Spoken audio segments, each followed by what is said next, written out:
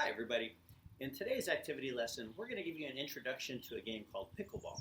Now the easiest way to describe pickleball is probably mini tennis. So as you can see here, I set up a little tennis court. Now yours doesn't have to have all the stuff that I used. Just make anything that you can to set it up. So what I used were called sawhorses here, but you could also use something like a chair. And then I strung a net across it. You don't need an actual net. I happen to have one. But if you have caution tape, masking tape, a rope, anything would work. And that's the net. You're going to need a net for pickleball. Now you also need a side for each player. We're going to have one side. This is the orange side, so I used orange cones over here. And this is the purple side. Now I'll be playing against Mrs. B today.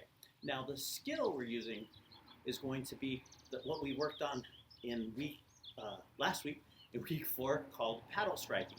Now also before that, we did Bop It Part 2 in week 2. Both of those work with the paddle strikes. Now for a substitute paddle, we gave you a couple options, like the plastic plate would work pretty well. Now the paper plate we used the first time around, but it really won't work with the ball very well. It does work with the balloon. So if you want to use the plastic plate, last week we used frisbees. You could use something like a clipboard, or I happened to find this at the grocery store yesterday. This was $3, and look, they're little paddles, so we'll probably try these out today. You see, they're still in the package, so we're going to rip these open. And then you're going to need a ball. Now out here, just like we talked about in the paddle striking lesson, we're going to need a ball that bounces. So this is my tennis trainer ball. Pretty bouncy, pretty light, pretty easy to work with here. We have a different type of Nerfy kind of ball. Again, pretty bouncy, pretty light. We have a racquetball, which is very bouncy. Probably going to be a little bouncy for this court because it's pretty small. You could use a tennis ball, or we're actually going to use a pickleball today. This is basically a wiffle ball. It's just a little bit harder and bounces a little bit better. So see what you have, and then set up your court, and you're pretty much ready to play as long as you have your paddles. All right, now here's how the game works. It's similar to handball, which we also worked on last week. In that, when the ball comes to my side, if it bounces in my area and then goes out of bounds, I would lose the point and my opponent would get the point. So pretty simple game. My goal would be to use my paddle when the ball bounces to strike it back to the other side. If it bounces on their side and then goes out, I get the point, okay? Or if the ball was hit to me and I hit it into the net, my opponent would get the point. So pretty simple. When the ball gets hit to you, you have to strike it to your opponent's side of the court. If it lands on their side of the court and they can't successfully return it to you, you get a point. All right, now this is a pretty advanced skill, so hopefully you worked against the wall like we did last week on striking the ball from a side orientation, which I'm in right now, and keeping the ball on your dominant side. This is what we call a forehand strike. It's going to be your most valuable strike in a sport like this. This is what you want to concentrate on, aligning your body so you can keep the ball on this side. Okay, now if it's in front of you, you're going to have to strike it upward. Again, another skill that we've been working on with the paddle. Now last week I mentioned you do want to keep it on this side, but if it does get to the other side, this is what we call, sorry, there's a motorcycle going by, we would call a backhand. Now we call it a backhand because, as you can see, the back of my hand is going towards the ball.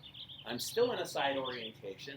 Now this is a much more difficult strike, and we didn't really practice it much last week unless it happened by accident. So that will sometimes happen, and it's something that advanced players will start to work on. But try and keep the ball in front of you and strike it to your opponent's side. This is a really fun game. Again, you usually only get one bounce, but for today, if you need a little extra, or if you're having trouble with that, you can modify the game and do 2 bounces as long as you and your opponent agree on the rules. So I'm going to go ahead and bring out Mrs. B so we can actually get started here and play, so you can hopefully get a little better idea of how to play. Again, very fun game, excellent to work on your paddle striking, and you could always play against the wall like we did last week as well, using the items that we had here. All right, let's bring out Mrs. B so we can get started.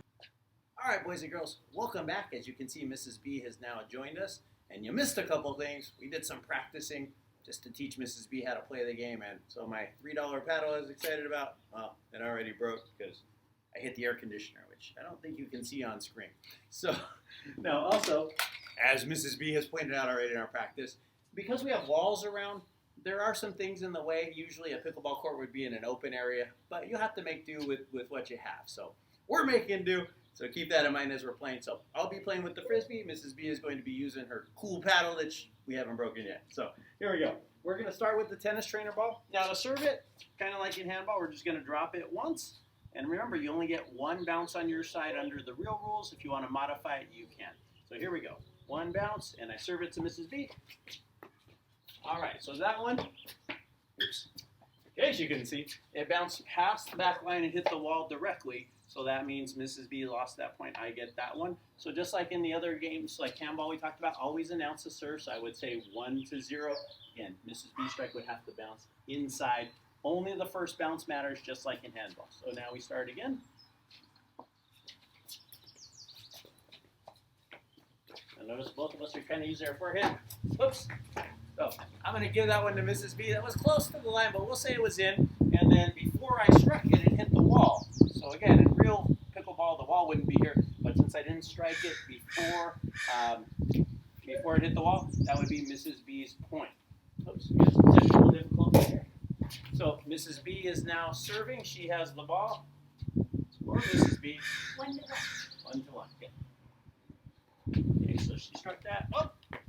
So notice I tried to set up for my forehand, but I did not hit it inbounds. So now Mrs. B got that point too. Again, you have to hit it inbounds.